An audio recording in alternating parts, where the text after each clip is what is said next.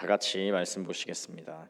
오늘 주신 하나님의 말씀은 느헤미야 6장 1절에서 14절까지의 말씀입니다.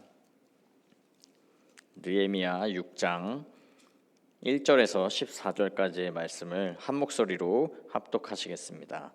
산발락과 도비야와 아라비아 사람 게셈과 그 나머지 우리의 원수들이 내가 성벽을 건축하여 허물어진 틈을 남기지 아니하였다 함을 들었는데 그때는 내가 아직 성문에 문짝을 달지 못한 때였더라.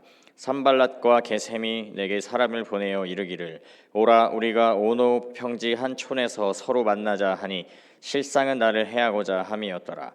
내가 곧 그들에게 사자들을 보내어 이르기를 내가 이제 큰 역사를 하니 내려가지 못하겠노라. 어찌하여 역사를 중지하게 하고 너희에게로 내려가겠느냐 하매 그들이 4번이나 이같이 내게 사람을 보내되 나는 꼭 같이 대답하였더니 산발랏이 5번째는 그 종자의 손에 봉하지 않은 편지를 들려 내게 보냈는데 그 글에 이르기를 이방 중에도 소문이 있고 가스무도 말하기를 너와 유다 사람들이 모반하려 하여 성벽을 건축한다 하나니 내가 그 말과 같이 왕이 되려 하는도다.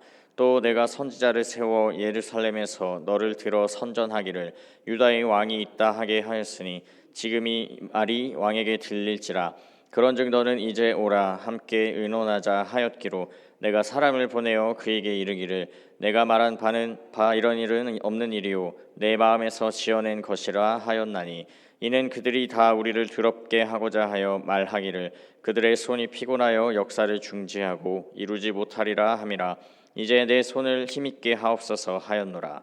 이후에 무헤다벨의 손자 들라야의 아들 스마야가 두문 분출하기로 내가 그 집에 가니 그가 이르기를 그들이 너를 죽이러 올 터이니 우리가 하나님의 전으로 가서 외소 안에 머물고 그 문을 닫자. 저들이 반드시 밤에 와서 너를 죽이리라 하기로 내가 이르기를 나 같은 자가 어찌 도망하며 나 같은 몸이면 누가 외소에 들어가서 생명을 보존하겠느냐. 나는 들어가지 않겠노라 하고 깨달은즉 그는 하나님께서 보내신 바가 아니라 도비야와 산발랏에게 뇌물을 받고 내게 이런 예언을 함이라. 그들이 뇌물을 준 까닭은 나를 두렵게 하고 이렇게 함으로 범죄하게 하고 악한 말을 지어 나를 비방하려 함이었느니라. 내 하나님이여 도비야와 산발랏과 여선지 노아디아와 그 남은 선지자들 곧 나를 두렵게 하고자 한 자들의 소행을 기억하옵소서 하였노라. 아멘. 네, 사람은 살아가면서 늘 선택을 하며 살아갑니다. 인생은 선택의 연속이라 할 수 있는데요. 이 수많은 선택 중에는 옳은 선택, 좋은 선택이 있는가 하면 잘못된 선택, 후회하는 선택이 있기도 합니다. 그런데 대부분의 잘못되고 후회되는 선택은 불안함과 조급함을 근거로 선택을 하다 보면 그런 선택을 하는 경우가 많이 일어납니다. 홈쇼핑이나 마트에서 품절 임박이라는 그런 문구에 조급하게 물건을 샀는데 막상 정말 필요해서 산 이런 합리적인 구매가 아니었다든지 어떤 사업이 대박인데 이제 참여할 수 있는 자리가 없어서 서둘러야 한다는 그런 말에 조급함에 사업에 뛰어들었다가 손해를 독박으로 뒤집어쓰고 망해버리는 그런 일들이 종종 일어나게 됩니다.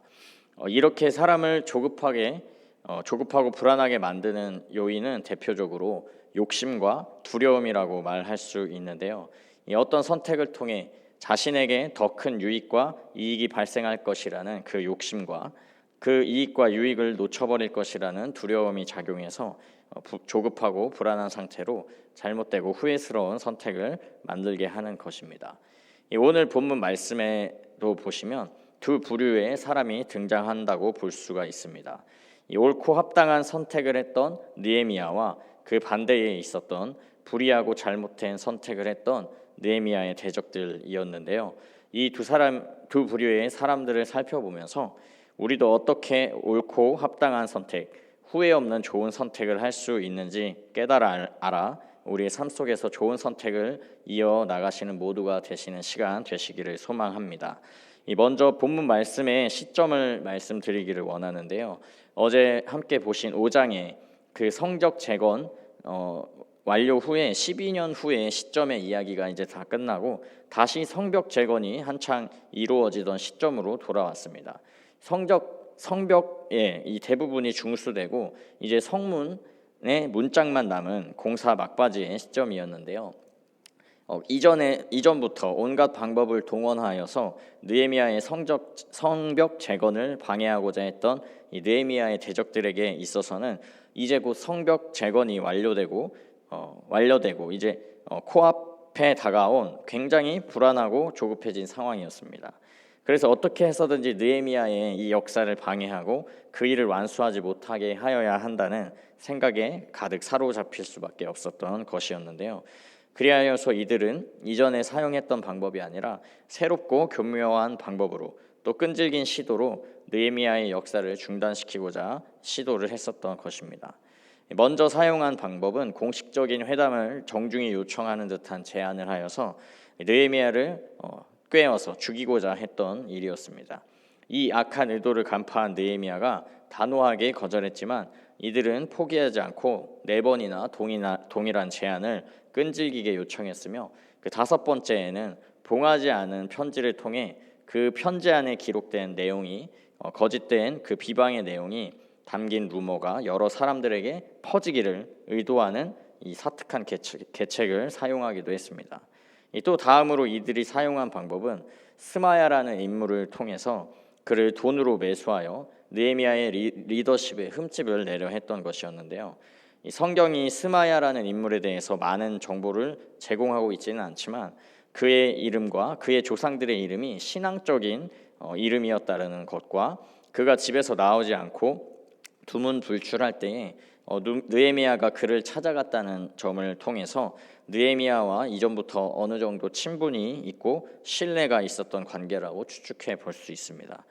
그런 그가 자신을 찾아온 느헤미야에게 말하는 내용은 거짓 예언이었는데요. 느헤미야의 대적들이 이 밤에 느헤미야 너를 죽이러 오고 있다는 말로 느헤미야의 두려움을 자극하는 거짓된 내용을 말하였습니다. 스마야는 이 당면한 문제의 해결 방법으로 하나님의 전에 외소에 몸을 피하고 생명을 구하자고 자신도 느헤미야 당신과 함께하겠다는 제안을 했던 것입니다. 여기서 말하는 외소는 성전 뜰과 지성소 사이에 있는 성소를 말하는 것이었습니다. 제사장만 들어갈 수 있는 그런 곳이었는데요.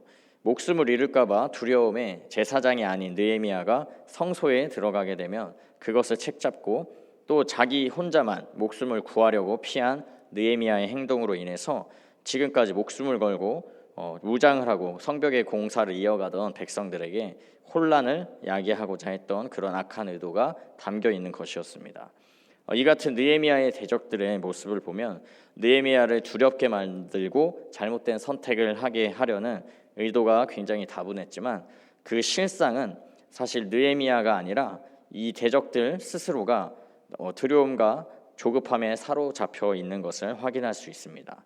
그렇게 이들이 선택했던 방법은 거짓과 속임수로 점철되어 있었고 느헤미야를 죽이거나 그의 리더십에 큰 손상을 주려는 악한 의도가 담긴 계획만을 쏟아냈던 것입니다.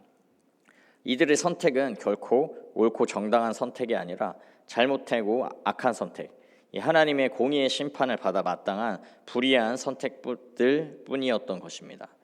자신의 욕심과 두려움에 사로잡힌 자들은 하나님의 뜻을 거스르고 멸망과 파멸의 길로 가는 선택을 할 수밖에 없다는 것을 느헤미야의 대적들을 통해 분명하게 알 수 있는 것입니다.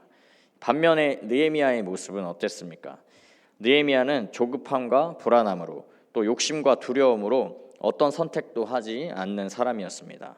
자신을 조급하고 불안하게 하며 또 두렵게 만들려는 대적들의 어떠한 시도에도 전혀 흔들리지 않았는데요. 공식 회담을 제안하는 그들의 제안도 단호하게 거절하고 큰 역사, 이 하나님이 자신에게 맡겨주신 예루살렘 성벽을 중수하는 일, 그것을 마치는 일에 집중하는 것을 선택했습니다. 또 느헤미야가 스스로 왕이 되려 한다라는 그 루머에도 두려워하거나 조급해하지 않고 루머에 대해서도 단호하게 물리쳤습니다.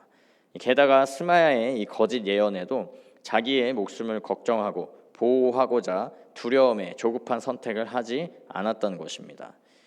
느헤미야가 이렇게 온갖 거짓과 속임수에 자신을 두렵게 만들려는 시도에도 흔들리지 않고 넘어지지 않을 수 있었던 비결은 바로 느헤미야가 오직 하나님만을 경외하는 사람이었다는 것입니다.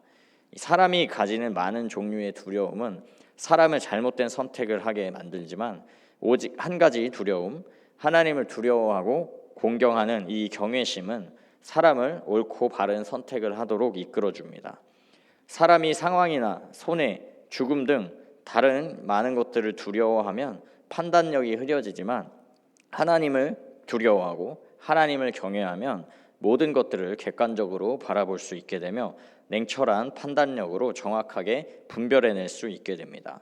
왜냐하면 오직 하나님만이 홀로 유일하신 하나님이시며 어떤 상황과 환경에도 변하지 않으시는 완전하신 분, 영원하신 하나님이시기 때문입니다.